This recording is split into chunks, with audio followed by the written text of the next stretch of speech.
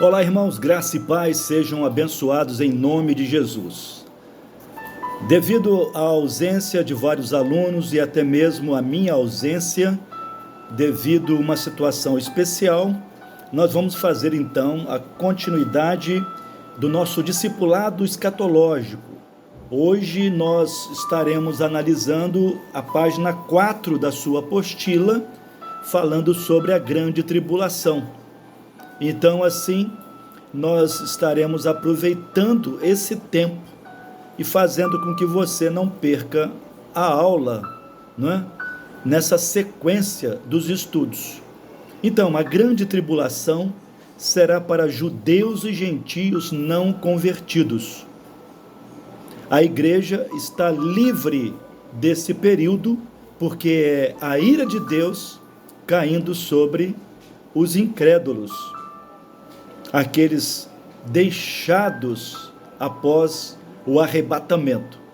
E nós temos uma escritura que eu já gostaria de fazê-la, para que você então venha acompanhar e apreciar.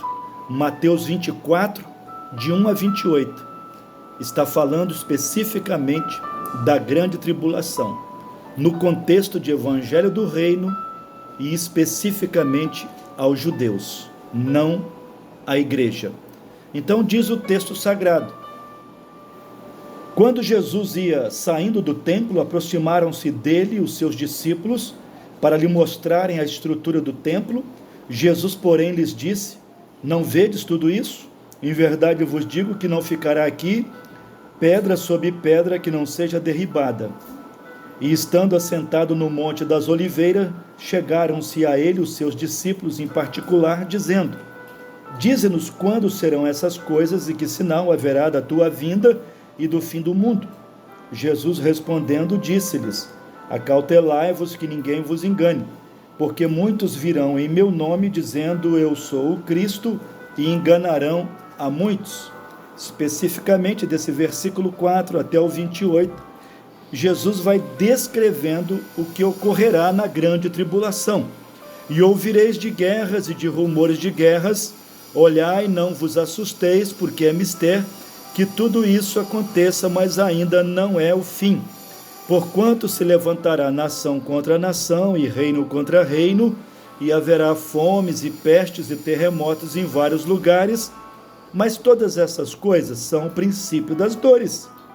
Então vos hão de entregar para serdes atormentados e matar-vos-ão, e sereis odiados de todas as gentes por causa do meu nome. Nesse tempo muitos serão escandalizados e trair-se-ão uns aos outros, e uns aos outros se aborrecerão. Falando em relação aos judeus, surgirão muitos falsos profetas e enganarão a muitos, e por se multiplicar a iniquidade, o amor de muitos se esfriará. Mas aquele que perseverar até o fim será salvo. Falando daqueles que não aderirem à marca da besta e nem adorarem a Satanás, sofrerão grande perseguição e poderão ter um livramento da parte de Deus por graça e misericórdia. E este evangelho do reino, porque quando escrito, era o evangelho do reino, quando Jesus ainda vivia, estava sendo pregado. Depois que ele morreu, ressuscitou e foi assunto aos céus, começou então uma nova fase, que foi o Evangelho da Graça, com a inauguração da igreja no dia de Pentecostes. Então, o verso 14 diz que esse Evangelho voltará a ser pregado. E este Evangelho do reino será pregado em todo o mundo, em testemunha a todas as gentes, e então virá o fim. Quando, pois, virdes que a abominação da desolação de que falou o profeta Daniel está no lugar santo, quem lê, que entenda. Então os que estiverem na Judéia, que fujam para os montes. E quem estiver sobre o telhado, não desça a tirar alguma coisa de sua casa. E quem estiver no campo, não volte atrás a buscar as suas vestes. Mas ai das grávidas e das que amamentarem naqueles dias. Orai para que a vossa fuga não aconteça no inverno, nem no sábado, porque haverá então grande aflição, como nunca houve desde o princípio do mundo, até agora nem tampouco haverá jamais. E você pode ver aí uma perspectiva disso em Deuteronômio 28, de 45 a 68, quando fala das mulheres grávidas e das que amamentarem naqueles dias, porque será tempo difícil, trabalhoso, especialmente para aqueles que estiverem rejeitando a dominação e a marca da besta, do anticristo. Elas terão dificuldades para amamentarem seus filhos e elas terão, muitas das vezes, que esconder os seus filhos para não serem mortos. Será tempos difíceis, trabalhosos, mais do que nunca. Então ele vai dizer no verso 22, e se aqueles dias não fossem abreviados, nenhuma carne se salvaria. Se ele fala que nenhuma carne se salvaria, é porque vai haver salvação no período da grande tribulação. É claro, como já expliquei, para aqueles que ainda não ouviram o Evangelho, para os que não foram alcançados nesse período da igreja. Serão alcançados pelos mensageiros do reino com a pregação do Evangelho, do reino, que anuncia Jesus como Rei e Salvador. Muito bem, nós temos também a continuação aqui do verso, mas por causa dos escolhidos serão abreviados aqueles dias. Os dias serão de menos do que 24 horas de duração. Versículo 23, então se alguém vos disser, eis que o Cristo está aqui ou ali, não lhe deis crédito, porque surgirão falsos cristos e falsos profetas, e farão tão grandes sinais e prodígios, que se possível for, enganaria até os escolhidos, a semelhança de quando Moisés e Arão chegaram diante de Faraó, e os magos começaram também a fazer os seus sinais. Portanto, se vos disserem, eis que ele está no deserto, não saiam, ou eis que ele está no interior da casa, não acrediteis, porque assim como o relâmpago sai do oriente e se mostra até o ocidente, assim será também a vinda do Filho do Homem. Filho do Homem é sempre no contexto da segunda vinda, é um dia do acerto de contas e um dia mais especificamente para Israel, Filho do Homem. A igreja aguarda o noivo, a igreja aguarda o arrebatamento, que acontecerá 7 anos antes da segunda vinda de Jesus, da manifestação de Jesus como Filho do Homem, que exercerá sua autoridade, seu poder de empregar o juízo de Deus sobre a terra e dar cabo ao governo de Satanás, colocando a besta e o falso profeta no lago de fogo e aprisionando Satanás por 1000 anos no poço do abismo. Então Jesus estabelecerá o seu trono de glória e o seu reinado teocrático sobre a terra. Pois onde estiver o cadáver, aí se ajuntarão as águias, falando nesse contexto da batalha do Armagedon, onde então terminará a grande tribulação. Uma mortandade sem precedência na história da humanidade, jamais visto, jamais contado. Nem mesmo a Primeira e a Segunda Guerra juntas somarão a quantidade de mortos que ocorrerá nessa Terceira Guerra Mundial, no final da grande tribulação, que é a batalha do Armagedon, que se dará no Vale do Megido, onde o Senhor atrairá todas as nações para se voltarem contra Jerusalém e o seu povo de Israel, e ali o Senhor entrará em batalha com eles. Outras passagens nós citaremos e também poderemos apresentá-las para os queridos irmãos. Muito bem, esse é um texto falando especificamente da grande tribulação, e as outras passagens do capítulo 6 até o 19 do Apocalipse também nos falam da grande tribulação. A sua duração será de 7 anos, porém abreviados por amor aos escolhidos. Quem são os escolhidos? Os remanescentes de Israel, especificamente os 144.000 que o Senhor irá marcar em suas testas com a marca ou com o selo de Deus, e eles serão qualificados, capacitados a saírem por todos os cantos da terra, anunciando o evangelho do reino para judeus e gentios.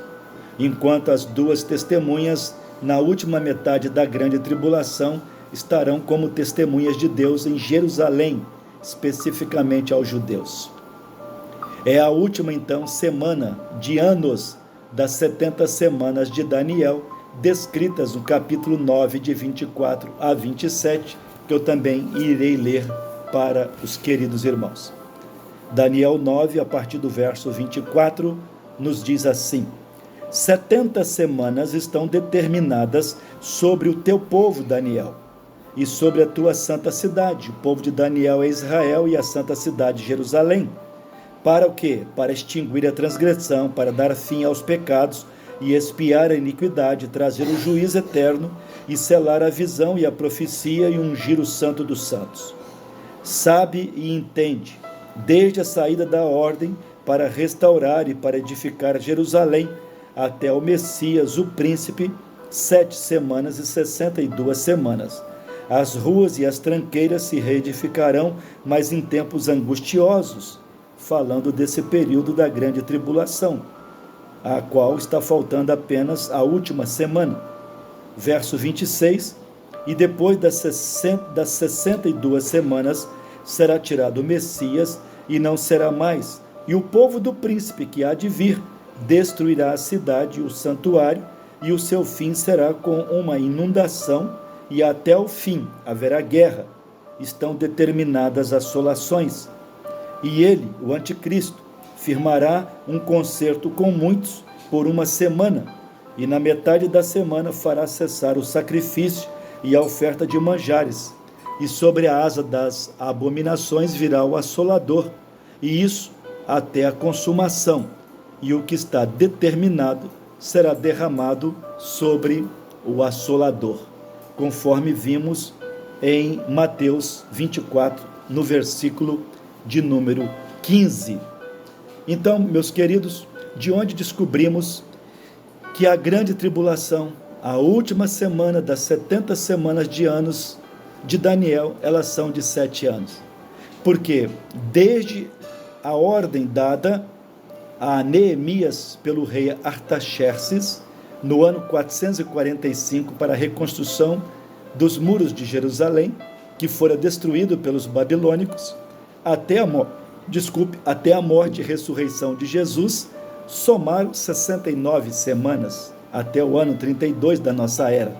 Então ficaram faltando uma semana de anos, que são exatamente esses 7 anos, divididos em duas partes de 3 anos e meio, mais 3 anos e meio da grande tribulação, especificamente aos judeus, como acerto de contas de Deus a eles, por não terem guardado os seus sábados, os seus mandamentos, e também eles se rebelaram e rejeitaram o Deus Pai nos dias de Samuel, rejeitaram o Deus Filho no tempo de Pôncio Pilatos e rejeitaram também o Deus Espírito Santo no apedrejamento de Estevão, conforme está lá em Atos capítulo 7.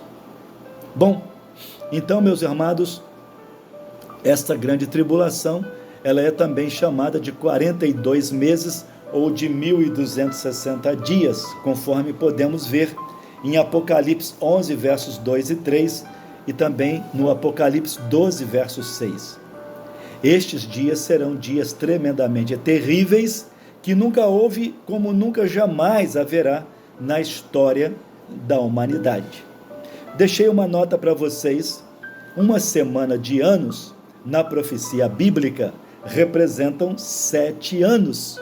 E nós podemos ver 3 passagens bem claras sobre esse assunto na aritmética de Deus, contando esses tempos pré-determinados por Deus mesmo na escatologia bíblica. Levítico 25, 8. Vamos ver aqui então, Levítico 25, o versículo de número 8. Também contarás 7 semanas de anos, 7 vezes 7 anos, de maneira que os dias das 7 semanas de anos te serão 49 anos. Muito claro isso, não?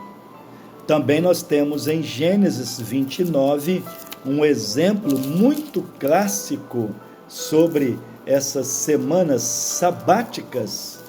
Em Gênesis capítulo 29, o versículo 20 e o versículo 27, em relação ao acordo de Labão com Jacó, diz assim: assim serviu Jacó 7 anos por Raquel, e foram aos seus olhos como poucos dias, pelo muito que a amava. E o versículo 27, cumpre a semana desta, então te daremos também a outra pelo serviço, que ainda outros 7 anos servires comigo. 7 anos chamado de semanas, na linguagem profética escatológica, dentro da cultura judaica e também do Kairós, do tempo de Deus. Também Ezequiel, nós podemos ver aqui no capítulo 4, o versículo de número 6.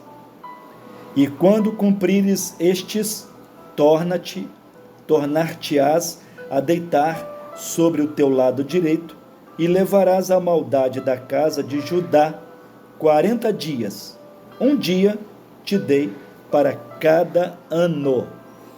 Então, é assim que é explicado para nós semanas de anos, e que a última semana de anos, que serão de 7 anos, estão contadas para nós em Daniel 9, versos 26 e 27, e essas passagens que acabei de ler como exemplo para nós. É preciso saber distinguir este tempo de grande tribulação para a tribulação cotidiana, sofrida pelos cristãos desde o primeiro século. Não é a mesma coisa das aflições e tribulações que nós estamos sujeitos, que também já sofremos no dia a dia. Não, a grande tribulação, volta a falar, se refere especificamente ao tempo de angústia para Israel e o tempo da ira de Deus, a vingança de Deus sobre os seus inimigos, e fazendo valer a sua palavra profética de Daniel 9, versículo 26 a 27, que cumprir-se-á literalmente, cabalmente, e isto é para Israel e para os gentios não convertidos, não para a igreja. É uma pena que a maioria de professores, teólogos e pregadores e pastores não compreenderam ou não conseguem enxergar, à luz da revelação profética, essas coisas tão nítidas, tão claras, tão coerentes, tão sensatas, numa ordem cronológica e de uma forma literal, mostrando tudo isso para nós, e com muita propriedade e descanso para nossa alma, que a igreja não passará pela grande tribulação. Bom, então, em relação a tribulações cotidianas, está aí na apostila, você pode depois ver a diferença, como em João 16, 33, Atos 14, 22, 2 Timóteo 3, versículo 12, beleza? Então, a descrição aí da grande tribulação, primeiro será um julgamento sobre o mundo ímpio, com as 3 ou 4 séries de 7 grandes juízos, os 7 selos, as 7 trombetas, as 7 taças e possivelmente as vozes dos 7 trovões, onde será consumada então a ira de Deus, conforme Apocalipse 6, capítulos 8 e 9, capítulo 10 e também o capítulo 16 do Apocalipse. Está tudo discriminado aí na apostila, é só você ter um tempinho de ler e conferir as passagens bíblicas. Uma outra descrição da grande tribulação será a perseguição implacável contra Israel pelo anticristo. A salvação de multidões dos povos gentios, porque também muitos irão se converter na grande tribulação, não aceitando o governo e nem a marca da besta. Ascensão e domínio do anticristo, e a grande tribulação, ela terminará com a reunião das nações para a batalha do Armagedon, e com o retorno glorioso de Cristo à terra, com poder e grande glória, e então ele colocará ali o seu trono de glória, entrará em juízo com as nações. E nós temos as passagens de Joel 3, de 9 a 21, como também em Apocalipse 16, versos 15 a 21, e o capítulo 19 do Apocalipse, do verso 11 ao 21, além de Mateus 25, do versículo 31 ao 46. Parece que estamos aí colocando muitos textos bíblicos, mas sem eles seria impossível entender e explicar essas verdades maravilhosas da profecia bíblica. Que pena que muitos na igreja não estão interessados, né? Então, só para você analisar aí o que vai ser então essa grande tribulação e principalmente o seu fim nessa batalha do Armagedon, depois você leia essas passagens em Joel 3, do versos 9 ao 21, mais especificamente, mas buscando um tempinho, pode ler todo o capítulo 3 de Joel. Está se referindo exatamente ao final da grande tribulação e do reinado também de Satanás, que vai ter fim com essa batalha do Armagedon. Haverá então a manifestação do anticristo na grande tribulação. A igreja não verá, não conhecerá quem será então esse filho do pecado, o anticristo. A revelação do anticristo vai se dar nesse período com a ausência da igreja. Então o homem do pecado, o filho da perdição, se manifestará, sendo completamente possuído por Satanás. Sairá para enganar a muitos e governar os reinos desse mundo. Ele é a besta que sobe do mar, não é, dos povos, dos gentios, de multidões, conforme temos aí também a descrição de várias passagens para os irmãos conferirem em casa. Estou dando de mão beijada e gratuitamente todas essas informações nessa apostila que você tem em mãos. Daniel 7, 2 Tessalonicenses 2, Apocalipse 13, como também no capítulo 17, beleza? Assim como no judaísmo tem os seus falsos cristos e profetas, assim no cristianismo haverá os falsos pregadores e ensinadores, conforme também os textos descritos aí, especialmente 2 Pedro 2, versículo de 1 a 3. Haverá também o ministério e o mistério das duas testemunhas, que ocorrerá tudo isso na grande tribulação. As duas testemunhas, eu acredito que ocorrerá na metade da grande tribulação. Capítulo 11, de 1 a 14, em conexão com Zacarias 4, verso 3, versos 11 e o versículo 14, que deverão ser essas duas testemunhas, provavelmente Moisés e Elias, pelas características dos sinais, ou poderá ser alguém que Deus tenha escolhido no espírito de Moisés e de Elias.